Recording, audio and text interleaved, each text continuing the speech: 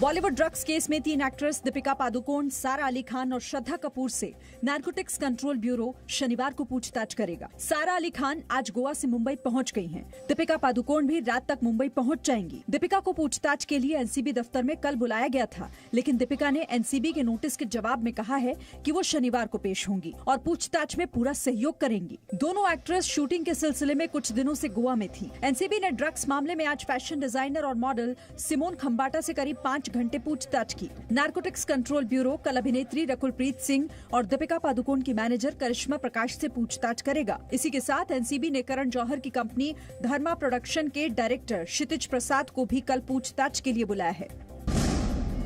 सुशांत सिंह मौत मामले में ड्रग्स को लेकर रिया चक्रवर्ती और उनके भाई शोभिक चक्रवर्ती की जमानत याचिका पर बॉम्बे हाईकोर्ट में सुनवाई 29 सितंबर तक टल गई है। रिया पर आरोप है कि वो ड्रग्स पैडलर के संपर्क में थी। फिलहाल रिया भायखला जेल में बंद है। ड्रग्स केस को लेकर नारकोटिक्स कंट्रोल ब्यूरो यानी एनसीबी ने आज भी 3 जगहों पर छापेमारी की। कल टीवी एक्टर अबिगल पांडे और सनम जौहर से पूछताछ में इन ठिकानों का खुलासा हुआ था। फिल्म अभिनेत्री कंगना रनौत की बीएमसी के खिलाफ लगाई गई याचिका पर आज बॉम्बे हाईकोर्ट में सुनवाई हुई। कोर्ट कल फिर इस मामले पर सुनवाई करेगा। कंगना ने ये याचिका अपने ऑफिस मणिकर्णिका फिल्म्स में तोड़फोड़ के खिलाफ लगाई थी। केस की सुनवाई के दौरान बॉम्बे हाईकोर्ट ने बीएमसी की कार्रवाई पर सवाल उठाए। कोर्ट ने कहा कि कंगना का ऑफिस तोड़ने में बीएमसी ने जितनी तेजी दिखाई, उतनी तेजी दूसरे कामों में दिखाई देती तो मुंबई में इतने हादसे नहीं होते। शिवसेना नेता संजय राउत और बीएमसी ने जवाब देने के लिए कोर्ट से समय मांगा है।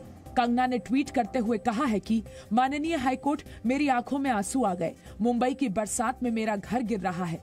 आपने मेरे टूटे हुए घर के बारे में इतना सोचा, ये मेरे लिए बहुत है। मेरे घाव पर मरहम लगाने के लिए धन्यवाद। मुझे वो सब वापस मिल गया जो मैंने खोया था।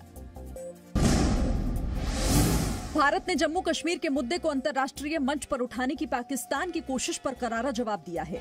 Conference on interaction and confidence building measures in Asia यानी CICA की स्पेशल मिनिस्ट्रियल मीटिंग में भारत ने राइट टू रिप्लाई में कहा कि पाकिस्तान ने भारत के खिलाफ फर्जी कहानी फैलाने के लिए एक और फोरम का गलत इस्तेमाल किया है। भारत ने साफ तौर पर कहा है कि जम्मू कश्मीर और लद्दाख के केंद्र शासित प्रदेश भारत का अभिन्न हिस्सा रहे हैं और रहेंगे।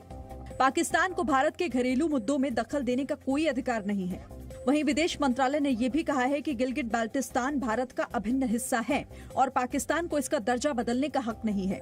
Any action by Pakistan to alter the status of the militarily occupied so-called Gilgit-Baltistan has no legal basis whatsoever. वहीं भारत ने United Nations human rights council में भी पाकिस्तान पर झूठ फैलाने का आरोप लगाया। भारत ने कहा कि पाकिस्तान अल्पसंख्यकों पर अत्याचार कर मानवाधिकारों का उल्लंघन करता रहा है। Pakistan's sole objective as a member of this council is to distract the attention of international community from serious human rights violations committed by it against its own people and in the Indian territories occupied by it.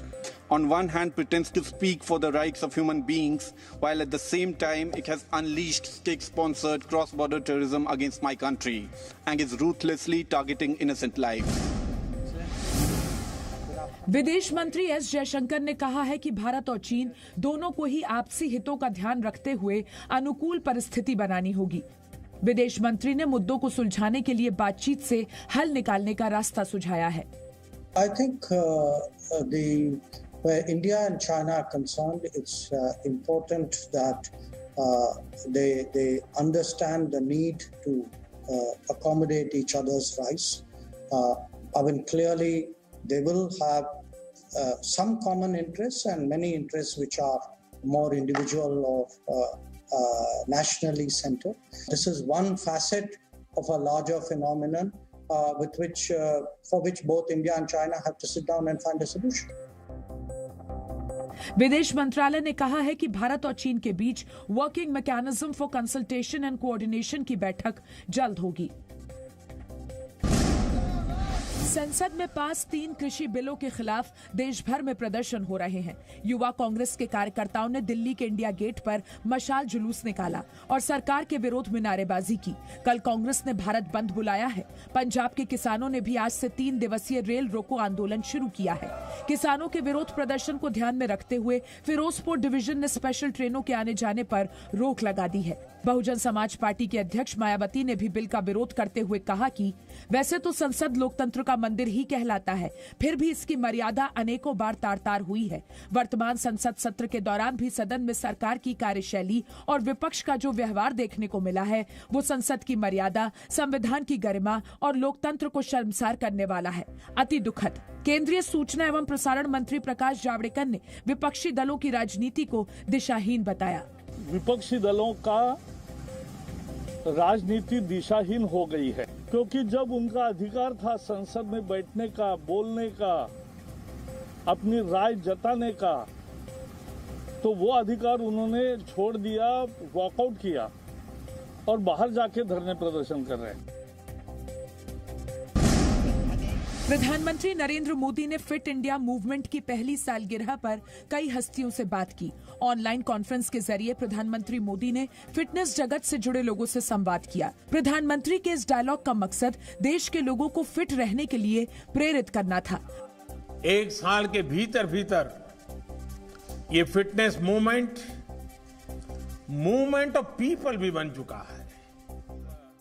प्रधानमंत्री मोदी ने इस online बातचीत में भारतीय cricket team के कप्तान विराट कोहली से उनकी फिटनेस का राज पूछा। अगर हम अपनी फिटनेस को उस पेस के साथ नहीं रखेंगे, सिंक में नहीं रखेंगे, तो हम पीछे छूटते चले जाएंगे। तो अगर हम लोग अपनी फिटनेस को नहीं इंप्रूव करते, तो हमारे खेल में भी आज हम बहुत पीछे छूटते चले जाते।